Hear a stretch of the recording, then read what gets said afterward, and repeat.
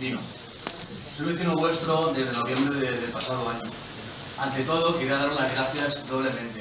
En primer lugar, por vuestra asistencia, por acompañarnos en este acto tan importante para nosotros, que le hemos dedicado muchísimo cariño, muchísima ilusión y dedicación. A su vez también os quiero, como no, daros las gracias por vuestra hospitalidad, vuestro cariño y vuestro buen recibimiento que hemos recibido mi familia y yo desde que llegamos a este pueblo, a este extraordinario pueblo, Pitágoras. Bien, ahora sí os voy a presentar a Celestino Álvarez Cienfuegos Ballester. No es casualidad, como antes ha dicho yo, soy su hijo.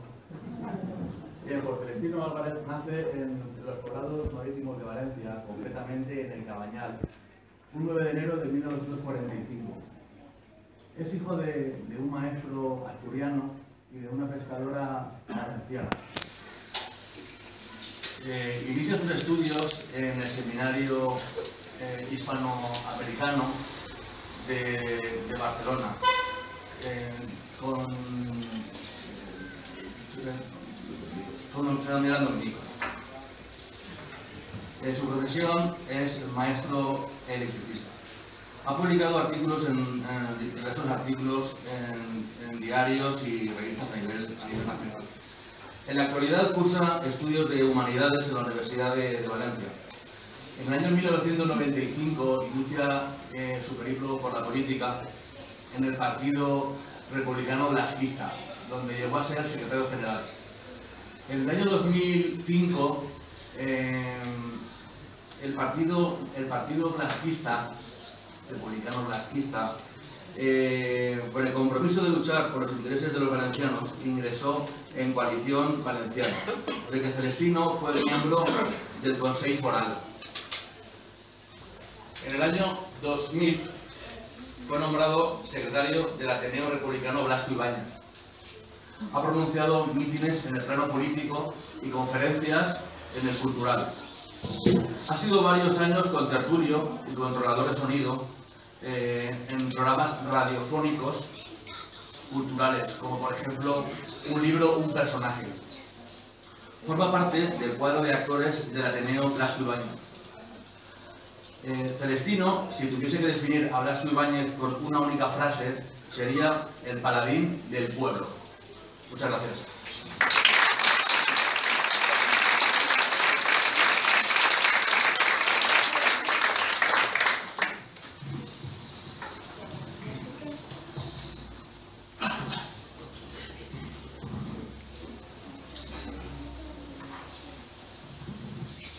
Señor alcalde presidente, ediles del excelentísimo ayuntamiento de Pitágoras, don Fernando Martín, nuestro flamante y nuevo cronista de la villa, don Celestino Álvarez, algunas personalidades de la cultura aquí presentes, señoras y señores, muy buenas tardes. Permítanme ustedes que, en primer lugar, me apresure a expresar mis agradecimientos. Doy las gracias muy sinceramente a todas las personas que pertenezcan o no al ayuntamiento, en particular a don Ramiro Rivera por haber propiciado que yo hoy pueda estar aquí entre ustedes. Gracias también, como no, al presentador por tan lisonjera presentación que ha hecho de mí. Y gracias, sobre todo, muchas gracias a todos ustedes por su asistencia. Realmente, además de las gracias, lo que debo hacer es felicitarles, porque su presencia aquí es una prueba evidente de que les mueven inquietudes culturales, unas inquietudes que no están de sobra nunca en nuestra sociedad, y que parece ser, y de lo que yo más me alegro es que el ayuntamiento de esta villa está por la labor de potenciarlas. También enhorabuena por eso al ayuntamiento. Y me quedo un poco de risa. Sí. Bien, pues quiero decirles que cuando se me propuso el venir a dar aquí una charla, no me atrevo a llamarle conferencia, yo diría charla o charlita, en cualquier caso me conformaré con que ustedes no se aburran más de la cuenta. Pues me quedé muy gratamente sorprendido y también satisfecho. Porque es verdad que he dado más de una conferencia, una charlita, pero nunca se había terciado hacerlo sobre Blasco Ibáñez, que precisamente es mi patrón en Valencia. Y además es correligionario, o lo era, vaya. Entonces, como nunca se había terciado hacer una charla sobre este personaje, pues tuve que rápidamente dedicarme a escribir unas cuantas líneas, que tampoco me resultó fácil, porque parece ser que las personas que somos jubiladas y pensionistas, que ya somos ancianos, parece que somos los más ocupados que hay en la sociedad, entre el nieto y alguna cosa.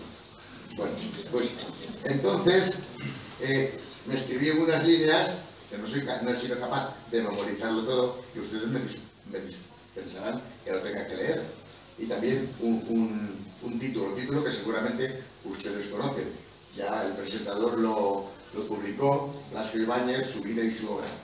A mí me pareció oportuno incluir unas líneas sobre republicanismo. Al final de la charla, ustedes, si no me tiran piedras, ustedes decidirán si ha sido o no oportuno el incluirlas. Y me lo pareció, porque, metiéndonos ya en harina, porque Blasco Ibáñez y el republicanismo son dos temas que siempre, en los tiempos que corren, de permanente actualidad. Y además, sin duda, tienen mucho en común. Hasta tal punto es así que parece obligado a hablar del republicanismo cuando se trata la figura de Blasco Ibáñez. Hay, sin embargo, quienes con un sentido de neutralidad irresponsable, diría yo, tienden a apartar de la biografía de este hombre su acusada condición de hombre público, su gran capacidad política y su gran y profunda obra revolucionaria. Otros enjuician solamente su obra de una manera, digamos, novelista, por ser esta precisamente tan universal.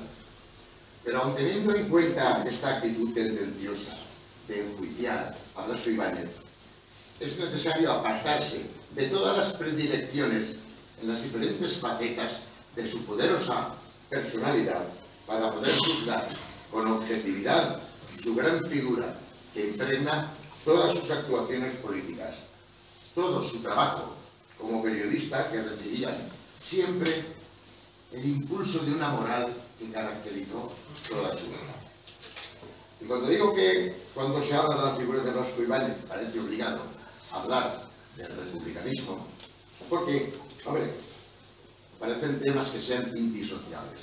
Lo que pasa es que desde el punto de vista de muchos, este último tema, el republicanismo y la república, adquiere para muchos tonos más oscuros y problemáticos. Yo, sin tratar de menospreciar a nadie, líbreme Dios de ello, creo que eso viene dado por falta de información. Siempre se ha dicho que se teme a aquello que se desconoce. Y para estar bien informado sobre hechos y sucesos históricos, es preciso beber de diferentes fuentes y de distintas tendencias, y al final sacar nuestras propias conclusiones. Porque aún así siempre se corre el riesgo de construir una idea distorsionada de la realidad. Y precisamente uno de los mayores empeños de Blasco Ibáñez fue informar y educar al pueblo para proporcionarle la cultura necesaria para que pudiera salir de la situación de miseria moral y material en la que se encontraba en su época. Miren ustedes, algunos pensamos, acertada o equivocadamente, que ser republicano intrínsecamente, en lo esencial, no es, aunque lo parezca, una afición o una opción política, sino una condición tan íntima que se lleva impresa en el carácter. No es republicano, aunque así se proclame, y se proclama mucha gente, el que se viene a tomar parte en subterfugios y chanchullos. Tampoco lo es el vago, el mentiroso, el fanático, el codicioso, el que aprovecha la cobertura de un partido político para medrar personalmente, ni tampoco lo es el tirano ni el déspota. Y se puede afirmar que la instauración de una república como forma de gobierno no es más que un hito dentro de un proyecto grande y ambicioso destinado a favorecer, a elevar el nivel cultural y el bienestar de la ciudadanía. Y ese gran proyecto se llama republicanismo. Es cierto que la Segunda República Española nos dejó el triste y doloroso recuerdo de una guerra civil y de una posguerra no menos dolorosa y sangrienta. Y por eso muchas veces se asocia a los republicanos con estas etapas pasadas y con esos hechos dolorosos acaecidos. También a veces, igualmente, se les achaca la responsabilidad de intentar desmembrar la nación española. Bien, pues todo eso es falso, radicalmente falso. Miren ustedes, en la actualidad España no es una república. Tenemos una monarquía parlamentaria y una serie de partidos políticos que pugnan por estar en el poder y que, como a muchos, se nos llena la boca con la palabra democracia. Y nunca, o pocas veces al menos, la integridad, la unidad y la solidaridad de nuestro país ha estado tan en precario y tan en entredicho como ahora. Es cierto que en alguna región de nuestro país hay gentes y partiditos que se autoproclaman republicanos. Pero es que para ser republicano, como he apuntado antes, no es suficiente con rechazar un régimen monárquico. Nos tiene que asistir la voluntad de ayudar a que nuestra nación se engrandezca, a que la sociedad mejore, pero para todos. Por eso repito que las personas y los grupos que carecen de solidaridad, los que solo miran su propio beneficio y el de su bando y medrar a costa de los demás, no son ni republicanos ni monárquicos, no son ni de derechas ni de izquierdas, son gente que adultera y ensucia la política, creando una mala imagen de ella y también de los políticos, que luego, ante la ciudadanía, redunda en perjuicio de los honestos y de los de buena voluntad, que indudablemente los hay, como los que gobiernan y han venido gobernando este municipio de Quitahuas y otros más. Miren, se me ocurre como botón de muestra citar a dos republicanos insignes. Uno valenciano, fallecido 3 años antes de la proclamación de la Segunda República. El otro es el que fue presidente del gobierno durante la Guerra Civil. Se puede estar a favor o en contra de cualquiera de los dos. Se les podrá acusar de lo que se quiera, pero nunca se les podrá tachar de antiespañoles ni de falta de solidaridad con el pueblo español. El canario es don Juan Negrín López, doctor en medicina, respetado y admirado internacionalmente por sus trabajos como investigador. Un detalle que es cierto, que está documentado y que habla de su carácter generoso y de su rectitud, es que cedía íntegramente su sueldo de catedrático para obras benéficas y para las investigaciones científicas de su cátedra. El otro republicano es el valenciano don Vicente Blasco Ibáñez, de que se pueden decir muchas cosas y alguna más diremos, aunque a lo mejor algunos de ustedes saben de él más que yo. De don Juan Negrín tengo aquí una nota extraída de un texto histórico que dice así, que lo leo con su permiso.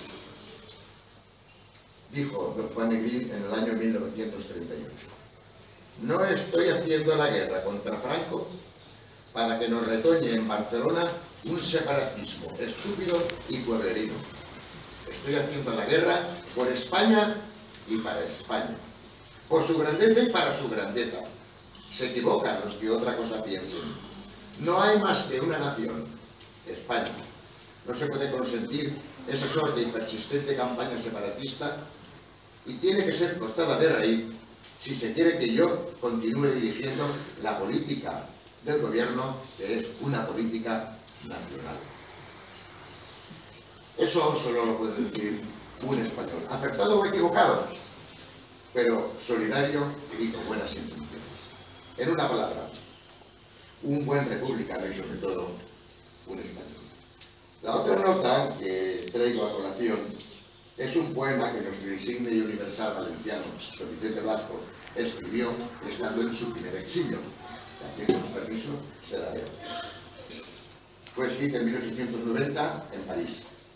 El poema dice así: oh vientos que paséis barriendo el cielo de la inmensa ciudad que el Sena baña, si es que a mi patria vais, os acompaña de un proscrito infeliz del loco anhelo.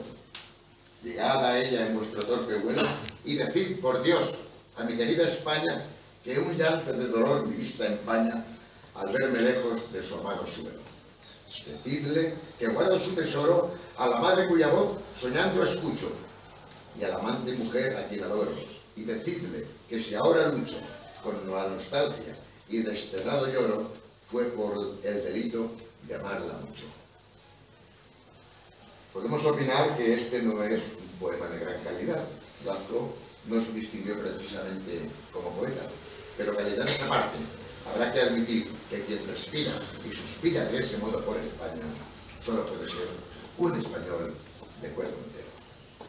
Estos han sido los republicanos de este país nuestro, los solidarios, los amantes de su patria, los que han quemado iglesias y han violado monjas, que los ha habido. No han sido republicanos, esos han sido hordas incontroladas y desaprensivas, que las hay en todas partes y de todos los colores, se proclamen con la ideología que quieran. Quien siente de verdad el republicanismo es un idealista, como los hay en otras ideologías, sin ningún tipo de afán, siempre al servicio de su pueblo, con unas ideas acertadas o equivocadas, con una trayectoria correcta o no, pero con honestidad, con generosidad, con solidaridad, como estas dos figuras que acabo de citar. Así es el republicanismo. Bien, pues ya hemos dicho que el republicanismo imprime carácter o se lleva impreso en él, no es algo que se hereda, aunque sí puede contagiarse. Si hubiera sido hereditario, a lo mejor Ibáñez no hubiera sido republicano. Ya lo parieron así, o se contagió en Valencia. Aunque yo creo que fueron las dos cosas. Bien, pues en enero de 1867 nace Vicente Blasco Ibáñez en la calle de la Jardinería Nueva, en la actualidad editor Manuel Aguilar, en las inmediaciones del mercado central de Valencia, o sea, en la Ciutat Bella, como les digo en valenciano. Sus padres, modestos inmigrantes de Bajo Aragón, dicho esto sin ningún ánimo peyorativo alguno, consiguen, tras ímprobo esfuerzo, establecerse por su cuenta como sencillos comerciantes. La gran capital les había brindado una modesta posición económica muy por encima de las estrecheces padecidas en su tierra aragonesa. Pero no por eso dejaban de estar sujetos a la condición de sumisión, que era un auténtico servilismo que la clase mercantil de la época imponía a estos recién llegados aprendices y dependientes, que eran objeto de una especie de tutela que más que paternalismo bien podía calificarse como de auténtica opresión. Lo mismo ocurría con las mozas que llegaban desde el pueblo a la ciudad a servir a casa de unos señores. Al igual que los mozos, formaban parte del patrimonio del amo, y como ellos desarrollaban una dura jornada laboral que comenzaba al levantarse por la mañana bien temprano y acababa al acostarse por la noche, y aún así en la cama continuaban de servicio. Cuidado que no me refiero a ningún servicio raro. A lo mejor había que poner algún poleo o alguna mantanilla al ama o al amo. Bien, pues el pequeño Blasco fue creciendo y percibiendo los olores y el griterío de aquel barrio populoso, entremezclado con la presencia urbana de tenderos, verduleras y pescaderas, de los carros repletos de estiércol y el enjambre de niños de su edad que iban conociendo su ciudad al ritmo de unos tiempos convulsos que habían surgido al final de la Revolución Republicana, la Primera República, cuyos principios nunca abandonó Blasco y constituyeron su sólida energía. Ya muy pronto, desde su primera juventud, militó en el Partido Republicano. Bien, pues todas estas vivencias, esta mezcla de sentimientos estimulada por el ambiente que vivía, fueron la carga explosiva que germinaría en su interior y que se mantendría así, en un estado latente, hasta que llegara un detonante. Y el detonante llegó. Y llegó en forma de acontecimientos sucedidos en Valencia, que fueron un auténtico revulsivo para su conciencia. Enardecido por todo ello y estimulado por el ambiente levantisco que flotaba entre la gente, se fue fraguando y perfilando el que iba a convertirse en un auténtico líder y conductor de masas. También se convirtió en un profeta en su tierra. Según el punto de vista de algunos, también se convirtió en un revolucionario. Fue sin duda un prototipo de español y mediterráneo, y por lo tanto de sangre caliente. Seguramente conocerán ustedes una anécdota que de él se cuenta, y es que se enfrentó a un rival suyo en un duelo con pistolas, cuando en la época, lógicamente, estaba prohibido. Y hablando de sangre caliente, hay una faceta suya como estudiante, no sé si irrelevante o no, que quizá pueda ayudar a describir el carácter del personaje. Y es que parece que estudió con cierta profundidad la anatomía humana, pero en su versión femenina. Y habrá que creer que así es, porque él mismo intercala en las leyendas árabes a las que tan aficionado era una corta narración de amor a la que titula Carmen, entre un estudiante de Derecho y una moza que vivía en la vecindad. Habrá que imaginar quién era el tal estudiante de Derecho. Y más explícito fue, en algún momento de su madurez, diciendo: mi avidez amorosa me impulsaba a tener a un tiempo 8 o 10 novias, perdiendo el día entero en coloquios de balcón a balcón, poéticos y sublimes, que eran el regocijo de todos los vecinos. Todo un elemento, ¿no? Toda una figura. Yo no lo voy a criticar eso, ¿eh? Ese talante yo, desde luego, no lo voy a criticar. Casi que más lo pronto que otra cosa. Pero dejemos los amoríos de nuestro personaje y sigamos con lo revoltoso que era, al menos según algunos. Aunque es cierto que Blasco perturbó el orden en más de una ocasión, lo hizo solo, o al menos sobre todo, con el firme propósito de minimizar las enormes diferencias que existían entre las diferentes capas sociales de entonces. Se rebelaba contra lo que él entendía que era una opresión establecida que ejercían los más poderosos sobre los más desfavorecidos. Pero pues recordemos que eso también lo han hecho otros, aunque por otros medios, y ahora están en los altares.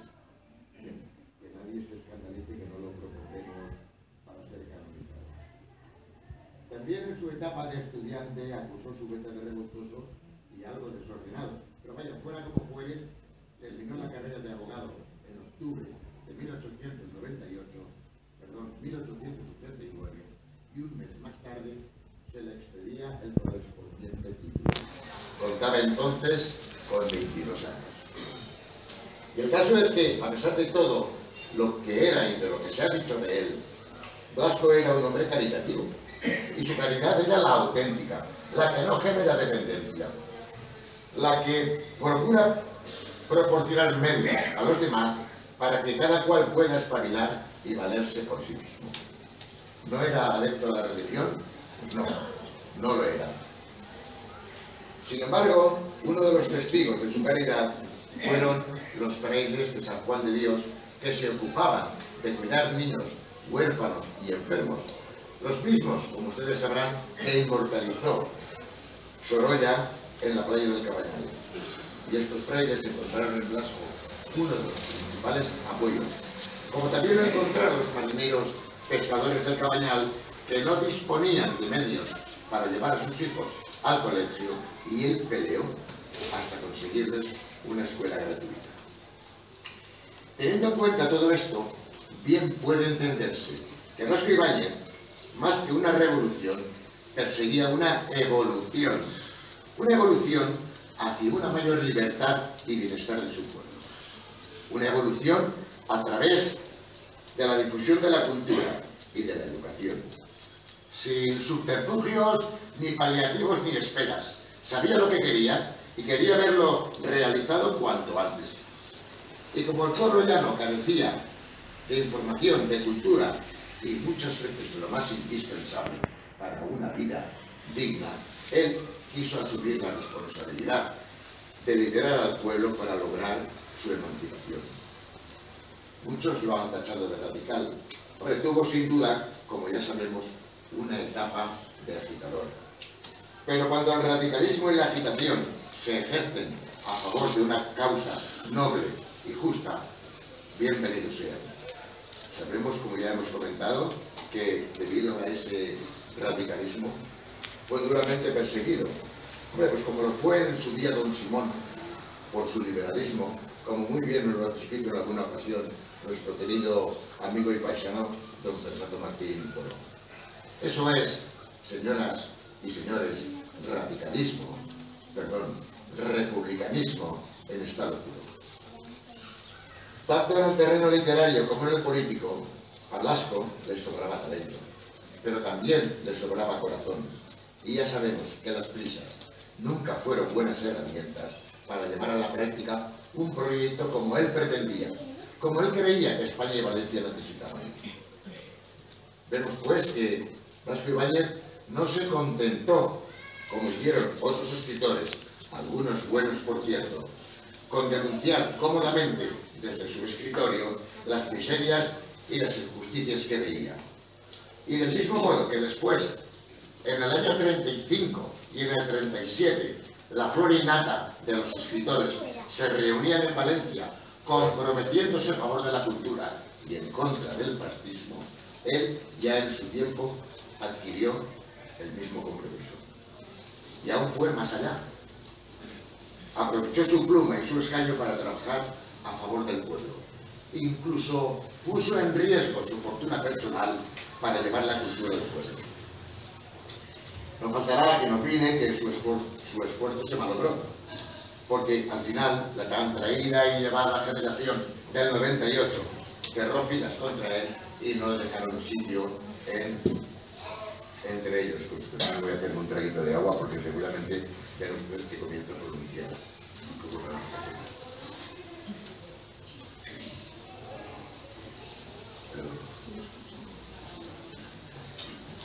Hasta cierto punto esto sería explicable. Aquella generación de intelectuales entre las que destacaban figuras como Valle Inclán y una playa de notables, de escritores y de poetas no podían entender que un hombre fuera más amante del Mediterráneo que de los eternos páramos de Castilla. No podían admitir que un escritor tuviera mayor inclinación a la sensualidad que al misticismo, y quizá por eso le ignoraron. Pero permítanme ustedes que volvamos un momento a su adolescencia. Mientras que se sucedían en Valencia aquellos acontecimientos que antes comentábamos, en el interior de nuestro personaje se fueron desarrollando paralelamente dos sólidos sentimientos que ya le acompañaron hasta la tumba. De un lado, un fuerte rechazo hacia ese servilismo a que veía sometida a tanta gente de su entorno, y al mismo tiempo la manifestación de un exaltado amor por esta tierra que posiblemente ningún otro valenciano haya superado.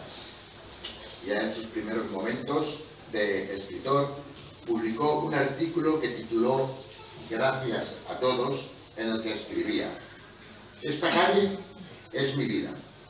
La primera emoción de mi existencia fue verla lóbrega y desempedrada en una noche de 1869, cerrada por montones de adoquines sobre los cuales hombres barbudos y valerosos, con kepis gris y el fusil preparado, se disponían a pelear por la República Federal. De su amor por Valencia ha quedado testimonio imperecedero en buena parte de su obra literaria. Ahí están sus novelas costumbristas como La Barraca, Flor de Mayo, Entre Naranjos, Cañas y Barro y Arroz y Tartán. También en su obra literaria tuvo presente a España. En el plano nacional no podemos dejar de mencionar La Horda, La Catedral, El Caballero de la Virgen, El Papa del Mar y otras tantas. Quiero decir, de las orientadas al plano internacional, como por ejemplo Los 4 jinetes del Apocalipsis, En el país del arte o La vuelta al mundo de un novelista. Es innegable que Blasco Ibáñez, como un verdadero ciudadano del mundo, que lo fue, dejó patente el testimonio de su amor por Valencia y por España. Bien, pues siguiendo con su trayectoria durante su juventud, Blasco Ibáñez va integrándose en la vida cultural de su ciudad. Son los años de la Restauración, de la proclamación en segundo de Alfonso XII como rey de España. Blasco se aproxima a la sociedad cultural Lorrat-Penat, donde Constantino Llombart es el principal mentor de los saberes impulsivos de una juventud que quiere abrirse camino. Cuando Blasco se pone en marcha, funda a los 22 años un periódico, La Bandera Federal, definiendo ya lo que será su vida en el futuro. Ha comprendido que la participación activa de todas las clases sociales pide paso urgente y él se pone al frente de los más débiles. Piensa en la República como la revolución liberadora y convencido de que la monarquía es el origen de todos los males, se pone otra vez en marcha y acomete con valor su tarea, de manera que funda un nuevo periódico, El Pueblo. Con la fundación de este periódico, Blasco alcanza muy pronto la cima de la popularidad, esa popularidad que definió ya el resto de su vida. Hizo un periódico singular que convirtió en instrumento de propaganda y en elemento informativo. El periódico El Pueblo marcará la vida política y social de Valencia hasta que terminó incautado, cómo no, por los vencedores de 1939, siendo en todo momento el referente obligado del republicanismo valenciano. Funda igualmente la editorial Prometeo, que fue el auténtico santo y seña de toda su obra escrita. Y miren, respecto a la vida agitada que tuvo el periódico, el propio Blasco comentaba: ¿cuántas veces suspendieron mi periódico? No lo podría decir exactamente, mas calculando el tiempo que fui a la cárcel por días, semanas y por meses, puedo afirmar que la tercera parte de aquel periodo heroico de mi existencia lo pasé a la sombra o huyendo. Bien, pues en lo tocante a su quehacer político, Blasco obtuvo acta de diputado por la circunscripción de Valencia hasta en 8 ocasiones. Blasco, político y republicano convencido, fue, como ya hemos dicho, ante todo y por encima de todo, un español. Hay una anécdota que ilustra su integridad moral en ese sentido, y fue que siendo alumno predilecto y devoto de Pi y Margall, rompió con él por sus tendencias separatistas. Sus intervenciones en las Cortes fueron siempre polémicas. Sufrió cárcel y exilio. París, lugar donde se encontraban sus amigos Joaquín Soraya y Mariano Bellibre, se convirtió en su lugar provisional de residencia. Y estas visitas sirvieron para que Francia ejerciera en él tanto atractivo que más adelante elegiría esta tierra para vivir el final de sus días. Miren ustedes, sería inacabable la tarea de exponer las múltiples facetas de la personalidad de Blasco. No las podemos analizar aquí todas y menos aún en profundidad. Permítanme, no obstante, aunque sea someramente, hacer una alusión a su actividad como viajero y colonizador. Tras haber abandonado la política y pasar una temporada en Madrid promocionando su obra literaria, y mientras en Valencia quedaba su amigo y socio Sempere, él viaja por Oriente para recalar en América en 1909, contratado para ofrecer allí una serie de conferencias que le proporcionaron prestigio y mucho dinero. En Argentina desarrolló una idea quimérica que ya le rondaba, emprendiendo una obra hidráulica en el río Paraná descrita luego, por cierto, en la novela La tierra de todos. Luego viaja a Valencia y traslada a la Argentina a un puñado de labradores valencianos. Compra tierras en cultivo con la condición y con la intención de que estos mismos labradores pudieran adquirirla luego con los beneficios obtenidos. Y además funda las colonias de Nueva Valencia y Cervantes. La mayoría de los agricultores que con él viajaron permanecieron allí ya establecidos, pero la aventura de la colonización resultó fallida y Blasco regresó a España casi completamente arruinado. Esta es, sin duda, uno de los periodos de la vida de Blasco Ibáñez que su carácter aventurero se pone más de manifiesto, ya que tuvo que adaptarse a unas formas de vida en aquellas tierras completamente agrestes que nada tenían que ver ni con su tierra valenciana ni con las grandes ciudades a las que estaba acostumbrado. Si bien superó revueltas y situaciones adversas, todos sus esfuerzos se vieron condenados finalmente al fracaso. Abandona pues definitivamente Argentina y regresa a Francia.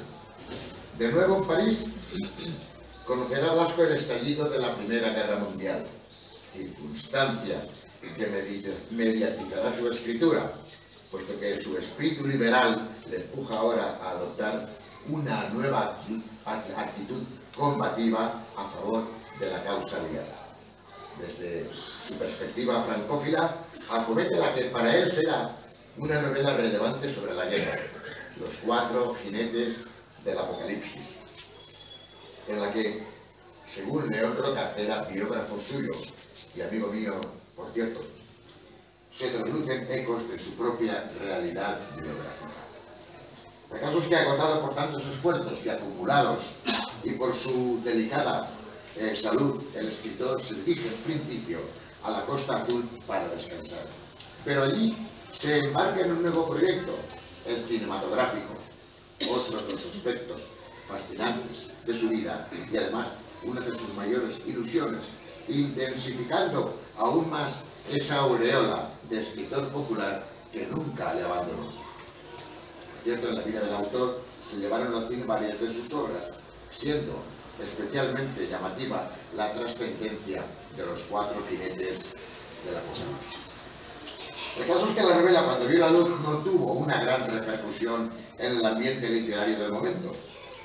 Sin embargo, la solicitud en 1918 de una trayectoria norteamericana para publicarla en inglés en los Estados Unidos cambiará la vida de Blasco Ibáñez. El triunfo de la novela fue tan arrollador que a Blasco, como señalan sus biógrafos, le costaría trabajo darse cuenta de las repercusiones de su éxito. Ante los deseos del público norteamericano por conocer de cerca el autor de la novela, Blasco sería invitado a dar una serie de conferencias en aquel país que incrementarían aún más su popularidad. Las ediciones de la novela esta alcanzaron millones de ejemplares que se vendieron en todo el mundo, alcanzando una difusión solo comparable a la lectura de la Biblia. Además, sus artículos para una cadena de diarios de los Estados Unidos se los pagaban al precio, nada despreciable para la época, de 7.000 pesitos. Él aprovechó su estancia en Norteamérica para visitar Cuba y México, regresando seguidamente a Europa y residenciándose en su villa La Fontana Rosa, que se había hecho construir en Mentón. En su retiro, Blasco lleva una vida pacífica, lejos de los avatares políticos, disfrutando de aquello que le gustaba, tanto o más que la literatura, que era escuchar música clásica. Soñaba con los personajes mitológicos como Sinfilo, nombre que puso, por cierto, a uno de sus hijos. Bien, pues a estas alturas nos encontramos ya con un Blasco muy lejano de aquel joven emprendedor que tenía que sobrevivir en un ambiente de estrecheces e incomodidad. Su popularidad está llegando a su punto álgido y su situación personal es la de un acomodado millonario. Pero, a pesar de ello, su fortuna no le hace deponer de su espíritu inquieto. Una vez en Europa, Blasco se encuentra con la dictadura de Primo de Rivera implantada en España y resurge en él su carácter combativo que denuncia con violencia tal situación, pese a que ello supone su consciente renuncia a la Academia Española. Sus violentos ataques a la persona de Alfonso XIII desencadenaron una serie de procesos contra él y la persecución y acoso de su familia en España, y además cerró su camino hacia la gloria y el reconocimiento oficial. Aunque su arrolladora personalidad le llevó a desarrollar múltiples facetas y en todas demostró su extraordinario talento, fue político, periodista, escritor, viajero, colonizador, conferenciante y cineasta. Pero su proclamada ideología republicana, claro está, antimonárquica y anticlerical que mantuvo inalterable hasta el fin de sus días, y una sucesión de hechos históricos, la dictadura de Primo de Rivera, la guerra civil, la larga etapa franquista, hicieron desaparecer gran parte de su legado hasta el punto de borrar su memoria de los libros de texto de literatura española. Este fue Blasco Ibáñez, el personaje sobre el cual me he extendido quizá un poco demasiado. Ustedes me lo dispensarán, pero es que era paisano nuestro y además nuestro Ateneo ostenta orgullosamente su nombre. También he tratado de exponer ante ustedes una pequeña muestra del espíritu republicano. Eso como exponente de un modo de dirigir la sociedad, que no es una panacea, porque panaceas no existen, y menos en política. Aunque sí se trata del mejor de los métodos, según mucha gente, no de todo el mundo. Permítanme de pasada que aluda a las ciudades-estado de la antigüedad. Ya don Fernando creo que ha hecho alusión a alguna de ellas. Esas ciudades-estado eran las más civilizadas y las más prósperas, y eran genuinamente republicanas. También las naciones más prósperas y poderosas del mundo actual son repúblicas.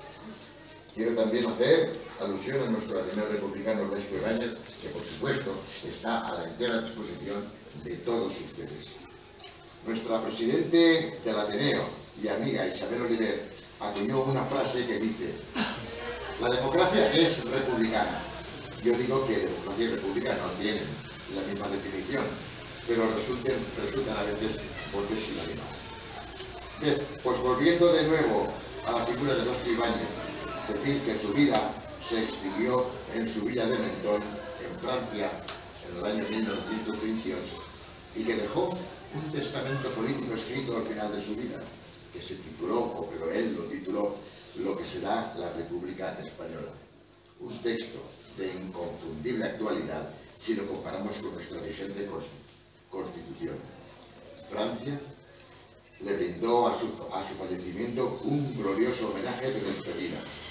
Sus restos permanecieron en aquel país a la espera del momento propicio, y en 1933, instalada ya en España la Segunda República, viajaron aquí a Valencia, regresaron a bordo del acorazado Jaime I, siendo objeto a su llegada de un solemne y emotivo recibimiento. Y si ustedes no están muy cansados, les leo un par de líneas de su testamento, que a lo mejor alguno de ustedes ha estado en el cementerio de Valencia y lo ha podido leer en su lápida. En la lápida donde está enterrado reza el siguiente epitafio: quiero descansar en el más modesto cementerio valenciano, junto al Mare Nostrum que llenó de ideal mi espíritu. Quiero que mi cuerpo se confunda con esta tierra de Valencia, que es el amor de todos mis amores. Y quiero decirles a ustedes que, por no cansarles más, y por una prudencia no sé si bien o mal entendida, omito el último párrafo de esta charla que pensaba pronunciar. Pero miren, me resisto a callar los últimos renglones, y es que para los republicanos de hoy, igual que lo fue para Vicente Blasco Ibáñez en su tiempo, no hay más aristocracia que la de la inteligencia y el esfuerzo. Y acabo diciéndoles, como los republicanos tenemos acá de ser respetuosos y solidarios, como ya dije antes, mientras la mayoría de nuestros compatriotas quieran tener monarquía, república o cualquier otra forma de gobierno, lo acataremos con respeto y diremos, como dijo en su día Blasco Ibáñez, ¡viva España! Muchas gracias.